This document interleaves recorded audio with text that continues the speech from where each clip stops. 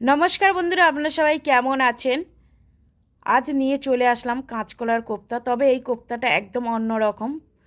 এইভাবে কোপ্তা আমি কোনো সময় বানাইনি, আজ ফার্স্ট টাইমে আমি বানালাম। অনেক রকম কোপ্তা তো আমি বানিয়েছি। কাঁচকলাগুলো ভালো করে ধুয়ে ভালো করে আমি নুন হলুদ দিয়ে আমি ভেজে নিয়ে রেখেছিলাম, আলু আর কাঁচকলাটা। এবারে কাঁচকলা ভাজার মধ্যে দিয়ে দিলাম কর্নফ্লাওয়ার 1 চামচ, দিয়ে দিয়েছি লঙ্কা, জিরে, ধনে, আদা বাটা, জিরে বাটা, এগুলো আমি সব দিয়ে দিলাম, যেহেতু সম্পূর্ণ নিরামিষ। এখানে ঘি গরম মশলাটা দিয়ে আমি ভালো করে মেখে নিয়েছি। এবার বল আকারে বানিয়ে নিতে হবে। বল আকারে বানিয়ে নিয়েছি। এবার কড়া থেকে আমি তেল দিয়ে আলুগুলো ভেজে নেব। খেতে খুবই ভালো লাগে এই কাঁচকলার কোপ্তা। অনেকে তো কাঁচকলা খেতে ভালোবাসে না, তবে এইভাবে যদি আপনারা রান্না করে খাওয়াতে পারেন খুবই ভালো লাগে। একবার বাড়ি থেকে ট্রাই করে দেখবেন। আমরা তো কাঁচকলা সেদ্ধ করে করি, তবে এটা আমি ভেজে সম্পূর্ণ একদম অন্য রকম করে বানাচ্ছি। এবার ওই কড়াতে দিয়ে দিলাম শুকনো লঙ্কা, তেজপাতা আর জিরের ফোড়ন দিয়ে আমি আলুগুলো দিয়ে দেব। তবে এখানে আমি একটা নতুন জিনিস অ্যাড করছি, কাঁচকলার কোপ্তার মধ্যে আমি পেঁপে দিয়ে দেব।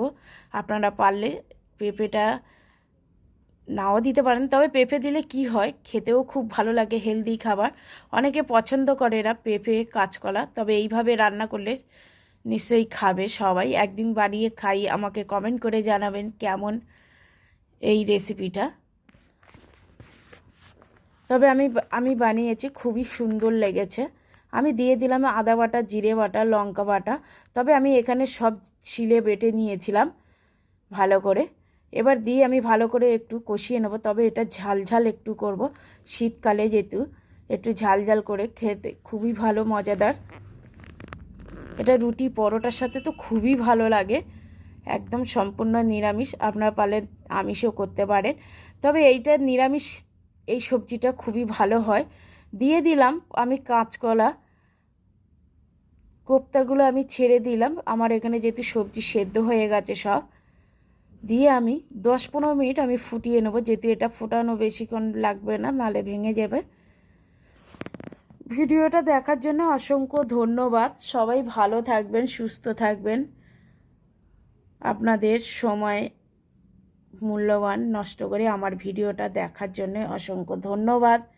আবার দেখা হবে কোনো সময়, কোনো একদিন নতুন একটা ভিডিও নিয়ে চলে আসব।